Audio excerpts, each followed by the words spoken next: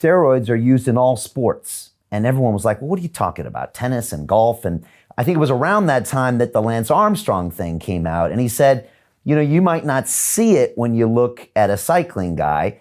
He said, but in bodybuilding, it's just more obvious. But he said, any time where men or gladiators are competing and looking for an edge, it's a possibility that it gets introduced. But he also went on to say, that doesn't mean that if you took it out, the champion wouldn't be any different, whether that's Lance or someone on the stage. Just want to get your thoughts on that component, because I think a lot of people misunderstand it that aren't in the sport. And as Dorian used to say, well, if it was just that, then how come you don't see everybody on the stage? So what is your thoughts on that sensitive topic of steroids? Well, you know something, what Dorian said is I agree with it 100%. You see a lot of layman people who are not athletes will say, well, they became a champion because of steroids. No. They became a champion because they're genetically gifted and born with something different, far different than the average person. Gladiators are naturally born. You can't make a gladiator. Steroids can't make a gladiator. It's like putting a $15,000 saddle and golden horseshoes on the donkey. Jackass. At the end of the day, he's still going to be a jackass. He's not going to be an Arabian. That's just his genetic makeup, period. So it's the same psyche and mindset. It cannot make you a champion, as Dorian said. If it could make you a champion, then it'll be millions of Lee Haneys, millions of Dorian Yates, millions of Ronnie Coleman. There's only one of each. Each era made only one. Each era makes every so often Mother Nature say, okay, here you go. Here's your ultimate person or your ultimate athlete for this particular era. You have Serena in tennis.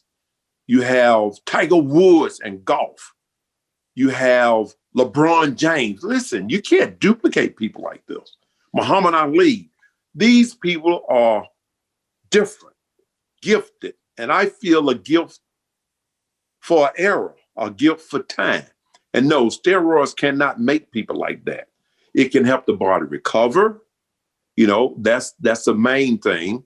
Can it work without science? No, it can't. You still have to understand protein, carbohydrates. You still have to understand training principles, all of the science. A steroid can actually only give you maybe 10%, maybe even that, maybe 5%. The rest has to be you. It has to be knowledge. It has to be your genetic blueprint that was only given by God. You cannot make that. Super athletes, gladiators, are born. They're not made in a laboratory. But it will probably always be part of bodybuilding because it's so in front of you and so visual, and people want that extra 10%. Do you think it'll always be part of that sport? I think it'll always be part of every sport. Notice no sports say, well, there was no steroids or antibiotics used, wasn't used. It just says who got caught. So as long as sport exists, they are going to exist, and I think when athletes, there's something going to help you perform for another 3 to 4 years in your sport to take care of your family, then by all means, it's your choice to do that. So for people to sit behind a desk and push a pencil and their way of making a living is totally different than that of an athlete, they have no right to cross that line and be judgmental.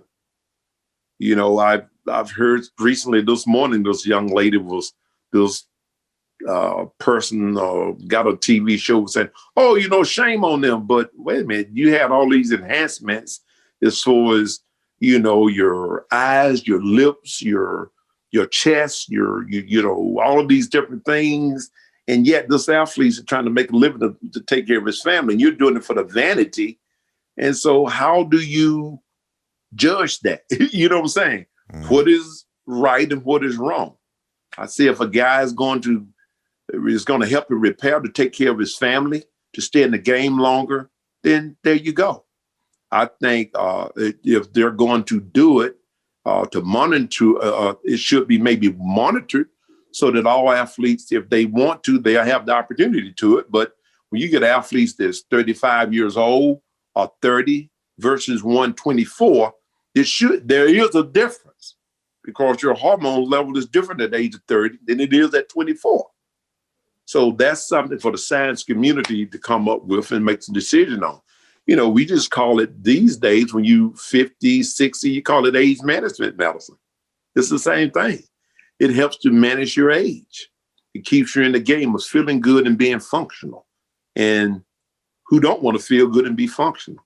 Yeah, no, that's true. And what do you think that some of that started spreading like in the 90s and the 2000s into hip hop and all these other things? And pretty soon guys that would never take steroids are now taking them. And, you know, now sometimes it's down to the high school kids and they think it's the magic solution. Do you think it's gone too far, or do you think everyone should be able to make their own decisions?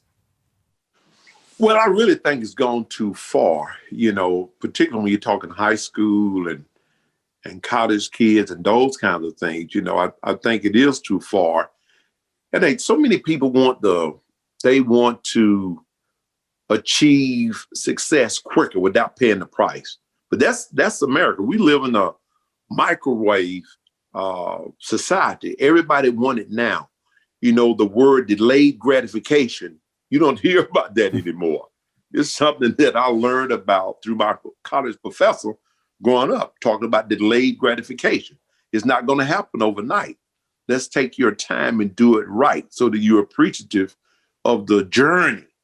You know, so few people want the journey. Everything is like quick. I want it now, which is bad, you know, which is bad. I think too, you were talking about this coronavirus vaccine that's out here. You know, they speeded the process up to get it out there in front of everybody quick. Well, why did they do that?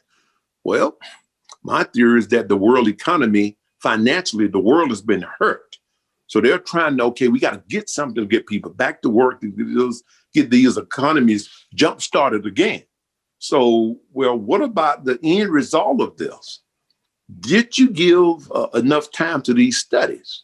You know, so all of those things got to be looked at. But, and again, we live in a microwave society, you know, and then you're not hearing any word that relates to, well, listen, the key to fighting virus or any kind of infection is having a strong immune system.